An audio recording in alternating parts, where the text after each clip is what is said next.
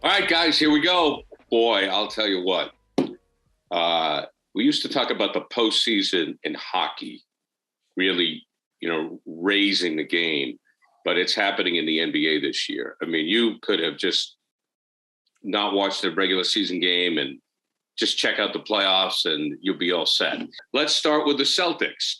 And just what a great basketball game. I mean, I'll start with you, Bob. It delivered, man. And we'll get to the, Kyrie flipping the bird and all that stuff, but what a game. It was a wonderful game. And of course it was punctuated at the end by two exemplary things accomplished by the Boston Celtics. The first was a textbook example of how to defense two great players with the game on the line. The great double team that forced Kyrie to give the ball up to Durant, who was guarded well and was forced into an off-balance prayer of a three-pointer, which he missed. So starts with that. Rebound outlet. And then what they did on the last possession was what is, it should be done, but you don't expect it to be done by anybody, and certainly not by the Celtics of December of 2021. They wouldn't have made that play. Right. You know that. We all know that. From all angles, Bob. From the Tatum angle, moving without the ball, from the Marcus Smart angle with, he would have jacked that three. We know that. Yeah. Now I have a question. Do you think that if they were down 2 rather than 1, that he would have jacked that three? I hope not.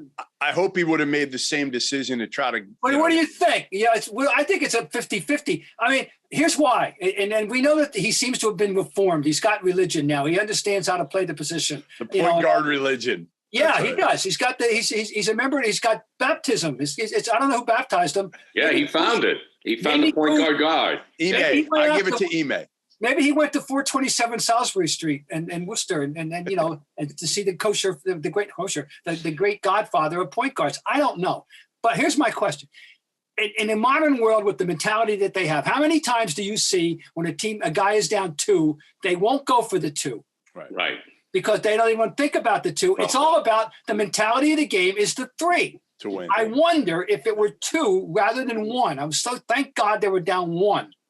That he would have gone for. Well, we'll never know. I'm just throwing it out there. Well, I mean, Marcus said he was shooting the ball well, so maybe he would have taken the shot. But I think most people in that circumstance in 2022 would have taken. All right, but thank God it was a 1. All right. So on every level, it was great. The Brown giving it up. He could have forced something on the baseline. Yeah. Brown giving it up. Smart doing what he did with the up fake and duck through the 2 guys, and then the smart cut which was reminiscent of DJ's cut after Larry stole the ball. By the way, yep. If DJ doesn't cut to the basket, Larry's falling out of bounds and Pistons win that game. By the way, just remember that DJ's cut. Well, our guy in there this year came from the foul line, and when you see the replay, Durant's still standing there just watching, and that's fine. And then it's been commented upon by some people, but not enough. The deft, that's the EFT, artful, artistic, balletic spinning layup. Right. He could have crashed over Kyrie, and God knows, maybe he doesn't get the call. Maybe it's a charge. You don't know. He avoided contact beautifully and then just laid the ball in. And yeah, so much of what happened in those final 2 possessions was something that, again, you alluded to it, like we didn't see from this team for 2 years, right? No. Moving the basketball. Like it was beautiful, right? Everybody was giving up a good shot for a better shot. That's how you should be playing the game. But they didn't and it's for not so just long. Them, Jeff, and it's not just them. Right. It's not just them. And this is all taking back. Well, this is a lot of things at stake here. One is the worship of the 3, which I think, as I said, if it were a 2-point game, 99% of teams somebody would have taken a 3 and just gone for the win rather than worrying about going overtime. That's number one, unless they got an open dunk or something like that. All right. So you're right. The sharing the ball, that's the way it should be played. I think maybe Phoenix might do that. I mean, Miami might do that. All right, fine. But we know in December the Celtics weren't doing that. And Hell no. And once again, I come back, Marcus. You happily proved me wrong. He's the key. I'm so happy to be wrong. Yeah, I said you're not a point guard. Well, he's learned. We all did. We all did, and I've seen him play since he was 15 years old, Bob. So to make a change like this, and I don't know how old Marcus Smart is now. He's got to be what, 28, 28, let's say.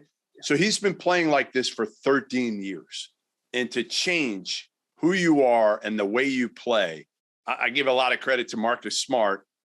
I give a lot of credit to Ime Udoka, because whatever buttons he and my guess is Damon Stoudemire, the assistant coach who played the point guard position for years in the NBA, deserves a lot of credit too for working with Marcus Smart this year and figuring it. Yeah. Turned 28 last month. And the defensive player of the year. 9th year. And the defensive player of the year too, guys. Oh, I'm so happy about that. Yeah. It's just, I know. And I'm making this all about me. I'm sorry. Just indulge me for 2 minutes. Yeah. How happy I was on both levels. Number one, that he got it. I'm glad our guard got it. I'm glad, it doesn't always have to be about a shot blocking center, as good as they are. Go Bear. I'm nothing against them. Not God knows, but I'm glad they gave it to something other than a shot blocking center. Okay. A. B. This completes the Bob Ryan daily double, in that Jackie Bradley 3 years ago got his gold glove that he deserved 3 years before that. And now Marcus Smart. And to me, they're the same person. They were until Marcus got the religion. The same person on their field. They were these athletic, lopsided, brilliant guys in one and so in the other department. But anyway, I see them in the same light. So now he's got the defensive player of the year to match Jackie Bradley's gold glove. I'm down off the soapbox. Go ahead. Yeah, no, listen, he's done it on both ends of the court this year. That he wasn't great defensively a year ago, not nearly as good as he had been. And he's gotten back to that, and what he's done in the usually if you spend that much energy on the defensive side of the ball, and maybe it's helped him a little bit that he's just been more of a facilitator, so he can spend more energy on the defensive end of the ball. And again, you're letting guys make plays rather than constantly trying to do it yourself, which I thought he was trying to do too much. So I don't know what it's been. It would be great to have him on after the season and try to get his take on exactly what it was and who it was that got him to change, because he's been the key. If he would even admit that he's changed, I don't know. Right. He might say, "Well, he hates me." So I mean, his agent threatened to strangle me once. Because I said what Bob was saying. I said what we were always saying. We say Marcus is gone and he's not playing the game right. And his agent was down at the garden. He was like, "Here's Tanguay. I'm going to strangle him." now, he's done it about facing. Like Bob says, here's the thing, guys. Right now, and I was very. I was just kind of cautious going into this series because the Celtic honks were out, and that's fine. They were the regular season. The Celtics are going to wipe the floor with the Nets and so forth. And even some of the media members, it's like, wait a minute, guys, wait a minute. Come on. The playoffs are different. Kyrie's coming back. Durant's been hurt. Yeah. But what happened was the final play, which convinced me, okay, and Bob talked about it and Jeff talked about it, is the pass from Marcus Smart to Tatum. Now, that also is tape. Guys, we've seen it with Belichick. I'll use that. Brady and Belichick were able to say, look, if you play as a team, it works. Kevin Garnett, Paul Pierce, Ray Allen. Look, if you play as a team, it works. What Udoka has, and he obviously has done a great job, is now he's got tape. All he has to do for anybody is play that tape. And we all know, guys, that's what it's about. That's how when guys know that if I listen to this coach, I will win and make more money. In any sport. And now he has the evidence. That is a great point. And as you spoke, something occurred to me. You think that isn't being done by other coaches right now? Sure. Oh, I wouldn't be somebody. I'll bet at least 2 or 3 of the have done it already or are planning to do it. And certainly every college and high school should be doing it. If it should be showing it to them. Bob, I know that I thought back to the 80s because I know, Bob, we always like to mention Winning Time and it gets Bob Bryant going on HBO. But, I remember in the 80s, I can't remember who the assistant coach was, but the Celtics were running people out of the building and the ball wasn't hitting the floor. And I mean, the Lakers were doing it too, but it was the Celtics were being unselfish, I should say. I shouldn't say running people out of the building, but they were definitely a pass-oriented team. Yeah, they were. And the assistant coach says, I don't know why more people don't do it. It's not brain surgery. If you do it, you win. Well, you have to have the right players. But you got to have the right players. You got to have the right players. But I mean, that's the thing that's so frustrating. I didn't think the Celtics had the right personnel. Well, it's the coach, though, Jeff. That's it. I mean, right now, you got to give Coach of the Year to Ime. You got to. Well, I'm not going to necessarily. He's in the equation. There's a lot of good candidates. Well, there are, but I mean, Bob, this team was done. You just said. I know. They were done.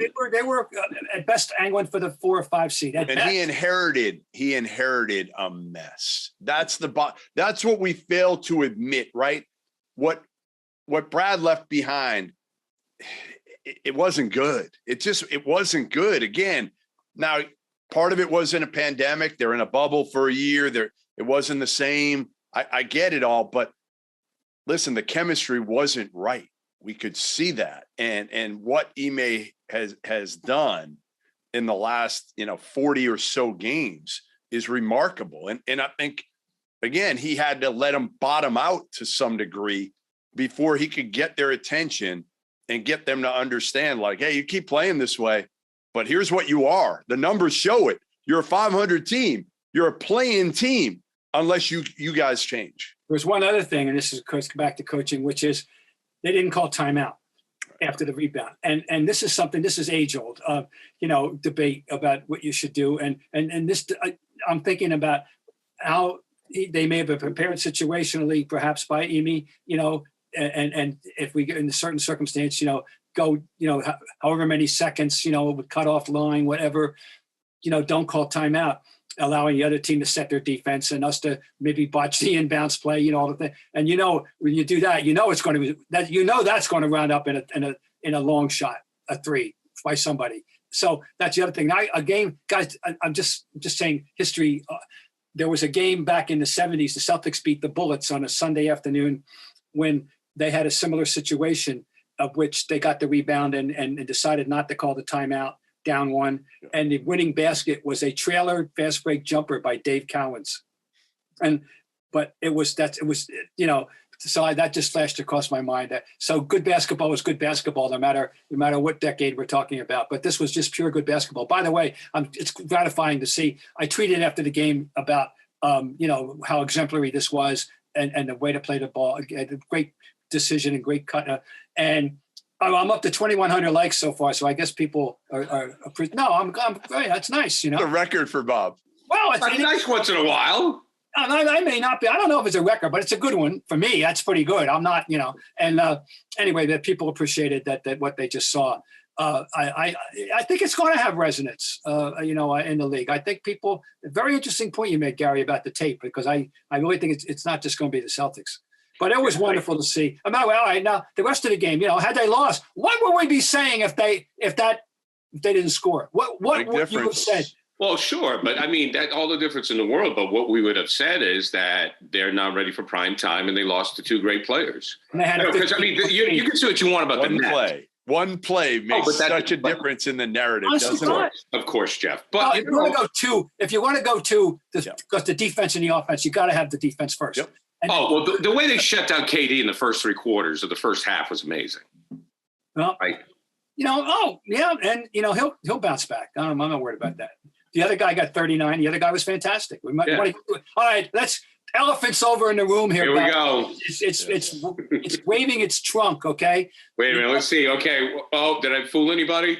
That's the wrong finger. The elephant's in the room. Let's go. All right, go ahead. Bob, Kyrie. Giving everybody the bird throughout the game. I know. It ain't going to phase him in terms of performance.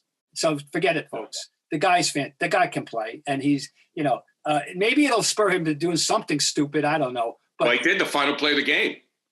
Well, what? That's him defensively. That's got nothing to do with anything else. I mean, he couldn't stop a 6'10" guy. Come on, that's not. No, I'm sorry. When he had the ball, when he was 1-on-1 through that whole thing. That was ridiculous. Get the ball to KD. Right, get the ball to KD then. But go ahead, Bob. Oh no, but it's all predictable. He's. I don't want to get too sanctimonious about it. It's not going to help you any. But doesn't surprise me. He is who he is. He's contemptuous. He's arrogant, and he's good. He thinks he can back it up, and he had 39 points, and he shot that would have been the number one story if they win the game. That would have been the number one story. That the whole package, the heckling and the screw you folks with 39, and huge baskets in the fourth quarter. The problem I'll say, and again, I understand it. I understand people get upset. Athletes these days are different than they were years ago. They'll fight back a little bit more. They'll talk to the crowd. I just feel like the more you fight back, Kyrie, on this, the more you might escalate the situation. And that's what I worry about. Like, first of all, I don't know if you guys saw the clip at halftime. Somebody yelled, "Kyrie, you suck." And he came back with a comment that I'm not going to repeat, but it was like, when I went to I said this last night on NBC Boston. When I went to Providence this year, I had half the student section yelling, "Goodman, you suck at me." Legitimately. And what do? You look over and you smile or you wave. Hey, whatever. Go ahead. Call me whatever. As long as you don't call my wife or daughter something, call me whatever you want on Twitter, in person. Call me ugly. I don't give a shit. It doesn't matter. Like, take the high road, Kyrie, unless they are, listen, if they're saying something over the line about your family or something racist. Yeah, racist. That's fine. I'm all for it. But we heard you suck, Kyrie, and he fires back with suck my, you know what? I mean, come on. Well, that's like, just, yeah. That's right. Just, like, you got to expect that. That's so is he going to get fined? I'm surprised we haven't heard anything.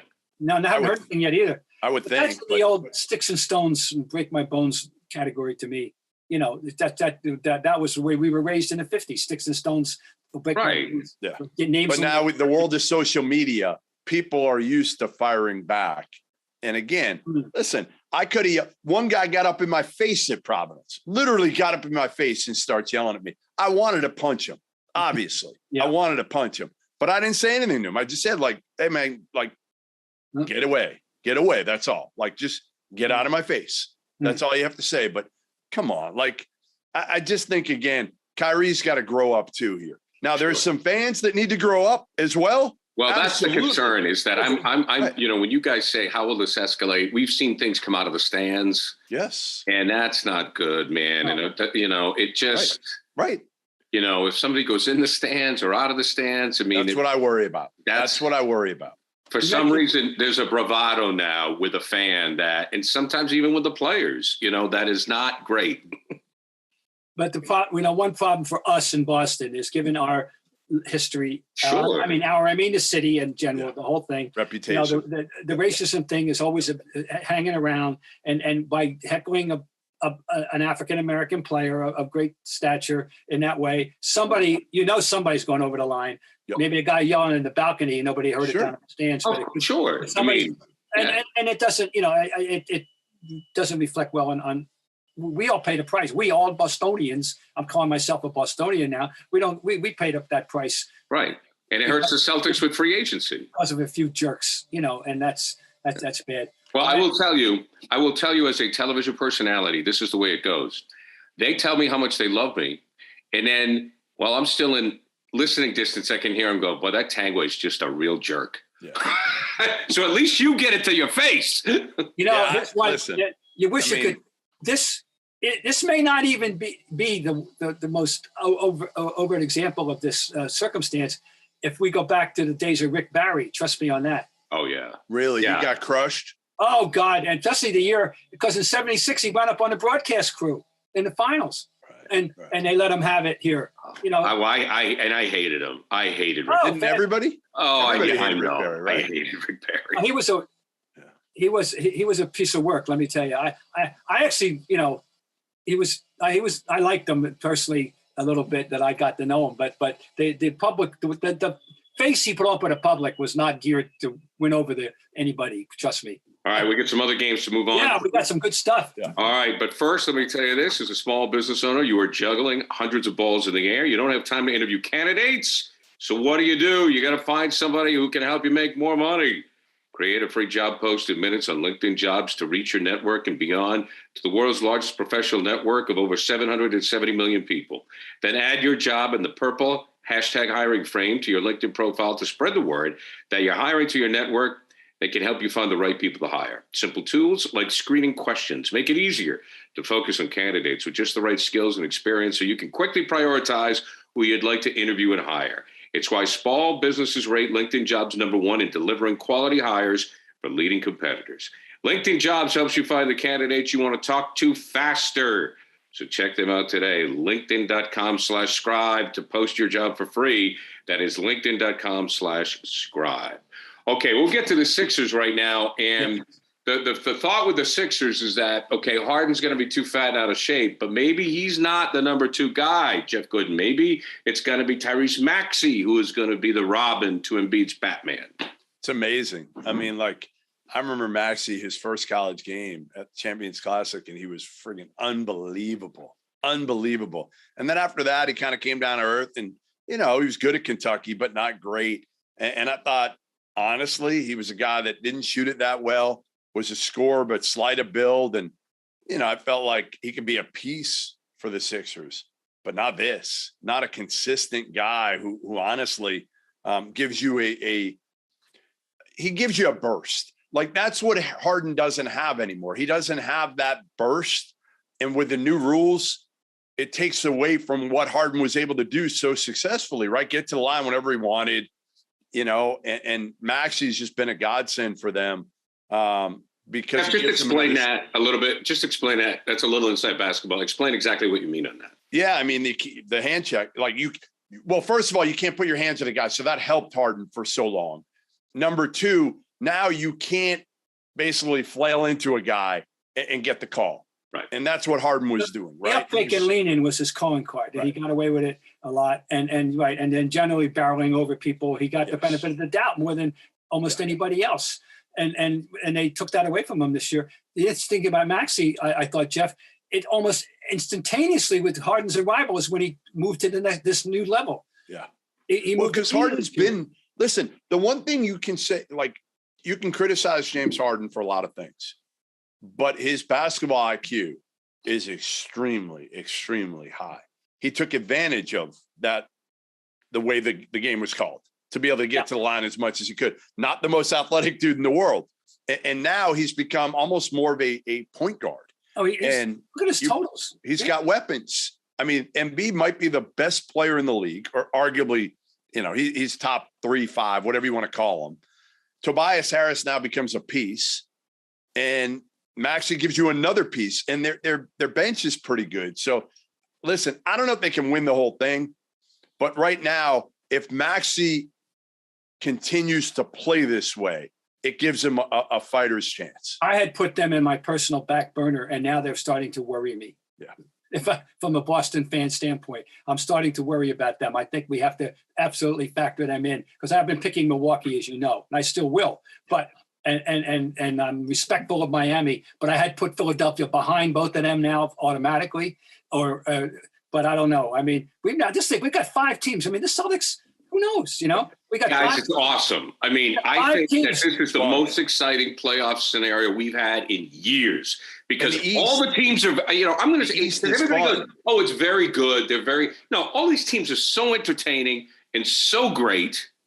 They're awesome, Bob. Yeah. I think this is great for the league. And every once in a while, we kind of just not dismiss. We just forget about Miami, and then Duncan Robinson goes off with 8 threes. I forget about Miami every day, and I don't know why, because they're so damn good. Well, they are, and Bam. We know Bam is a problem, and Jimmy Butler is, however cantankerous and however annoying he may be in the locker room or wherever. Guys, break down the names. Like, we know that it's a name league, but you got the freak in Milwaukee. You've got Tatum here with the Celtics. You've got Embiid with Philadelphia. You've got Durant with Brooklyn. Who am I forgetting the names? Am I forgetting somebody else? I mean, Giannis, Trae Young. Yeah, the freak. You forget. Yeah. So those are like names. Those are like all-star names that we haven't had in forever. We haven't had this much depth since Pat Ewing was with the Knicks. And you're talking about only the East right now. We haven't even gotten to the West. The East is far more entertaining than it's been in years, top to bottom, because it's been the West. We've talked about the West, I feel like, for the last 10 or 15 years as being the dominant conference. And now I love the East because there's not a lot of parity. Yeah, all right, do you guys want to get to Steph? Are we good on Philly? I'm ready. Yeah, let's talk to Steph. Steph screamed, "I'm back." All right, game 2. He's back. Coming off the bench. He was highly animated last night.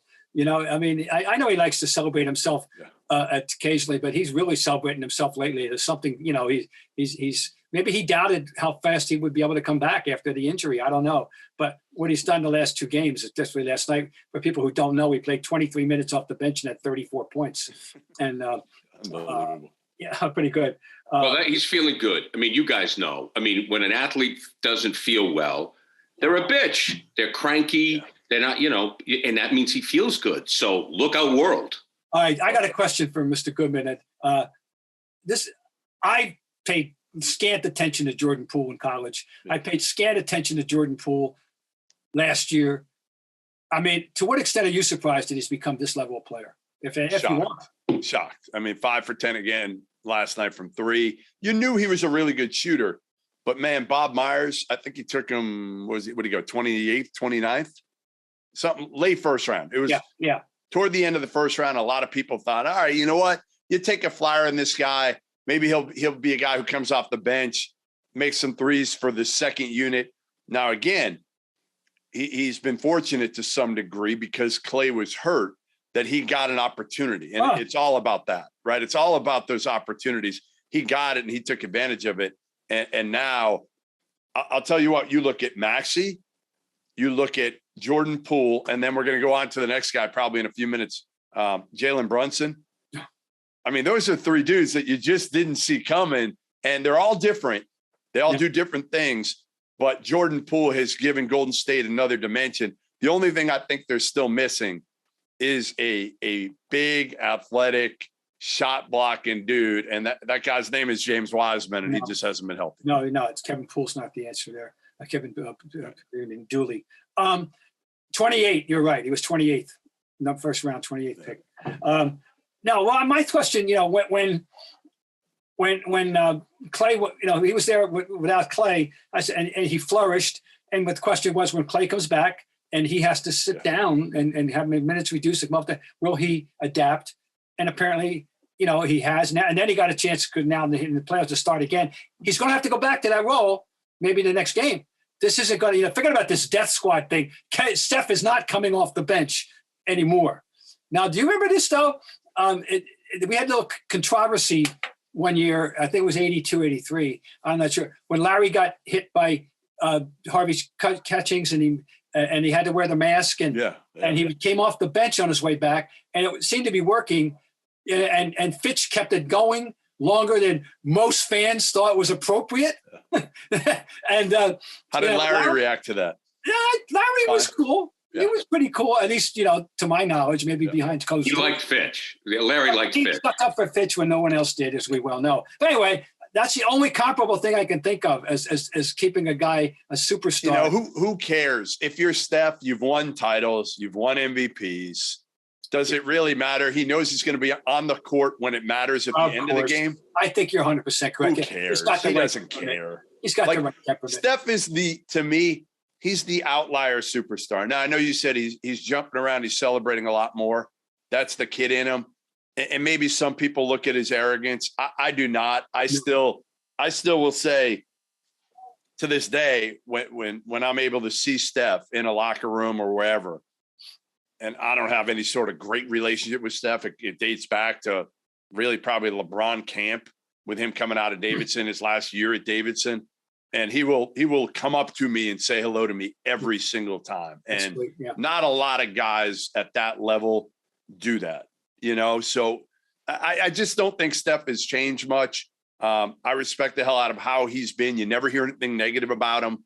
And I think he's fine with coming off the bench at this stage of his career. And about the team, by the way, I am now prepared to say they got a shot. And they'd be much better off with a deterrent guy in the. Yeah. But the fact is, I think they feel pretty good about themselves right now. And Draymond is, by the way, holding Jokic to unheard of shooting percentages. And Jokic got so fed up, he got himself tossed last night. And Draymond had just gave him an official wave goodbye, as only Draymond would. But seriously, attention must be paid now to the Warriors. I can easily foresee a Warriors Suns. How many teams? Okay, here's my question to you, Bob. Here's my question. How many teams do you see as legitimate contenders to win this whole thing right now? I'd say one. All right, I'm going to be strict. I'll be a hard marker here. Okay, go ahead. 2 in the East, which are the Milwaukee and Miami, because they're the more proven. Philadelphia, can't put the Celtics there yet. They got too many. They got to get by this series. Yep. And in the West, Phoenix, no reason to doubt them at all. Yep. And then I think the next team is Golden State. Yeah. So you have 4. You have 4 teams. Yeah. Realistically, with a chance to. That's the 4. There's my 4. This is my first inner sanctum. I agree. I mean, I think out of the West, you've only got 2 teams, and that's Phoenix and Golden State. I think out of the East, you could have a surprise. Again, you could have. I'm still worried about the Nets and Philly, and I hear you. Yes. The Nets and Philly, to me, because they got stars.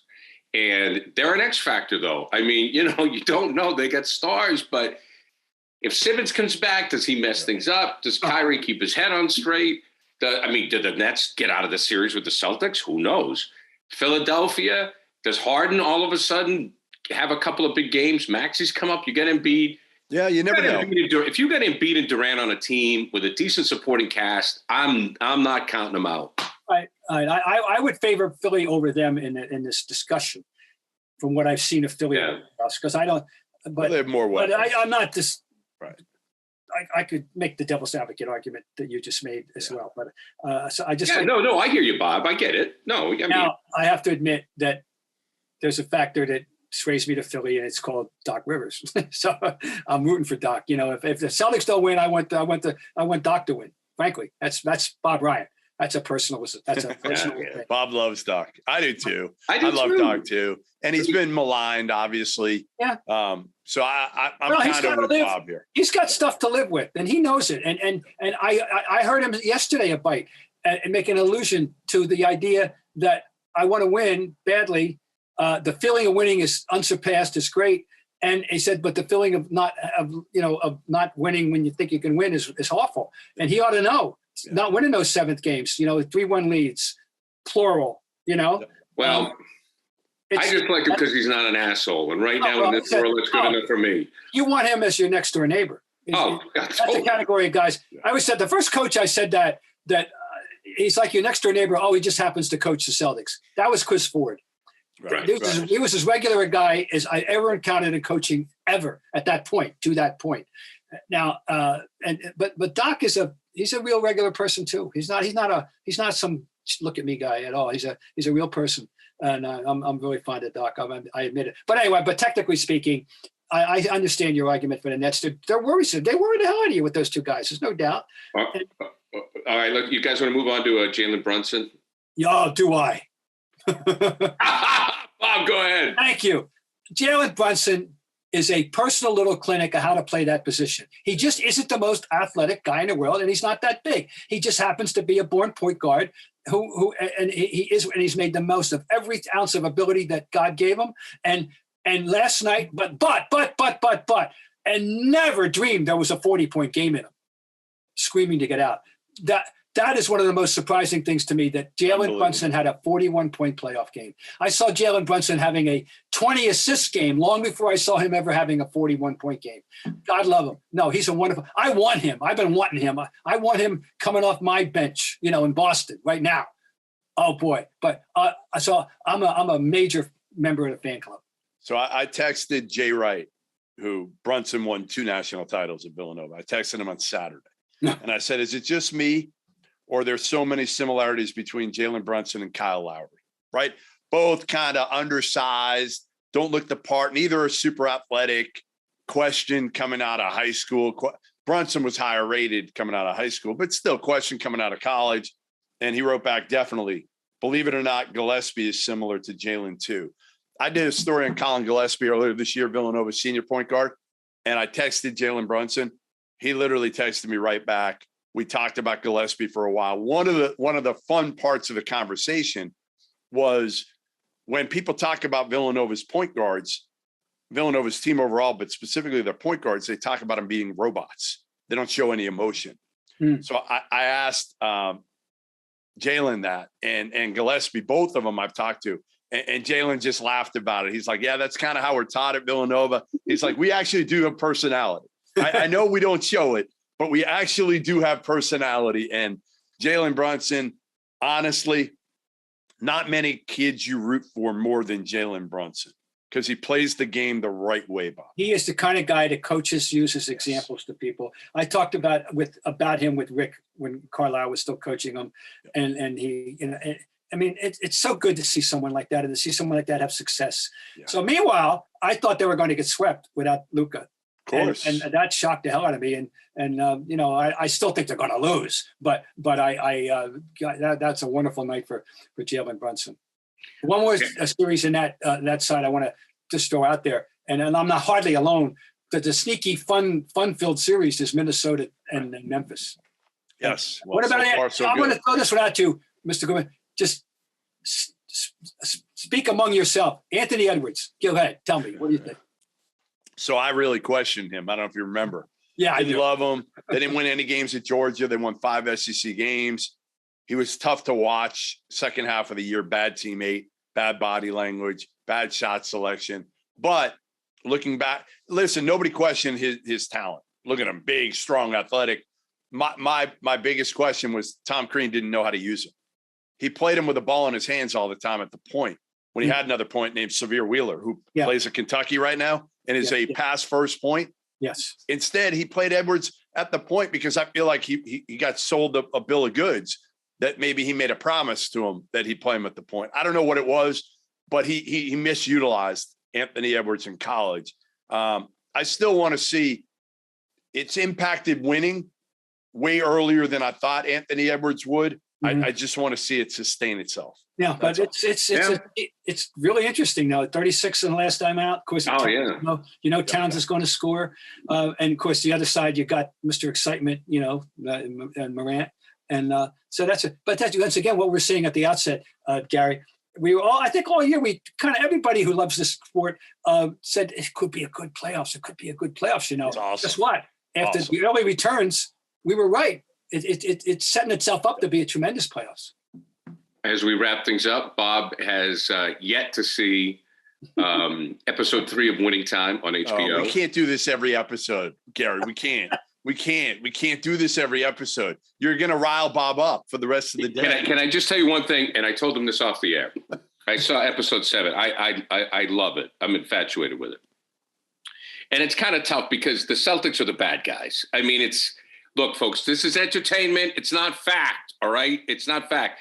But Jason Clark playing Jerry West is so nervous, he can't go in the Garden. So he's listening to the game in the limo, right?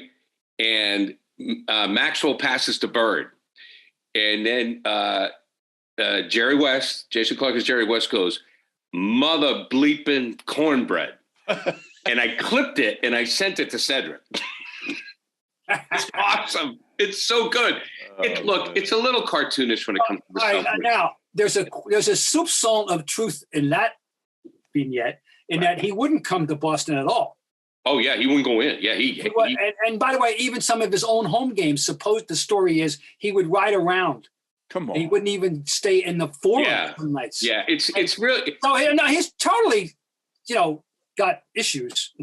And if you read his book, he admits to them. Yeah. In all honesty, the seriousness of the point of this show that I like, which I think pays tribute to Jerry West, is Jerry West. Yes, it shows his character arc. He had a very difficult childhood, as Bob, very difficult, abusive, the whole bit. The Celtics thing haunted him. He put immense pressure on himself, and West made the move that started it all for the Showtime. When nobody else, he stepped down and he hired McKinney. And, McKinney comes in and McKinney started Showtime. West makes the move, has McKinney do it. McKinney had the bike accident, which is unfortunate, but by the way, we've got breaking news. Kyrie was fined $50,000 for the middle finger gestures. Dropping the bucket for him. But anyways, I just wanted to throw that out.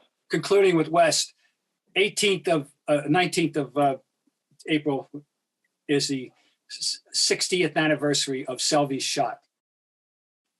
And that people who follow basketball know very well what I'm talking about. In Game 7 of the 1962 Finals, Celtics and Lakers, the Lakers had the last shot, a 15-footer roughly on the left baseline. Frank Selby took it and missed it, and the Celtics went on and won in overtime behind Bill Russell's 30 points and 40 rebounds.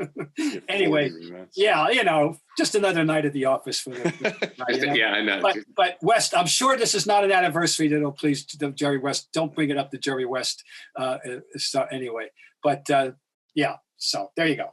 Good stuff, guys. And I'm sure next week we will have just as much to talk. We're going to be rolling for the rest of it until June. I'm headed to the game tomorrow night, so I'm excited. Game 2. I wish we would see. I don't think we'll see Robert Williams or Ben Simmons, but hopefully we'll get another hell of a game. All right, guys. Talk to you later.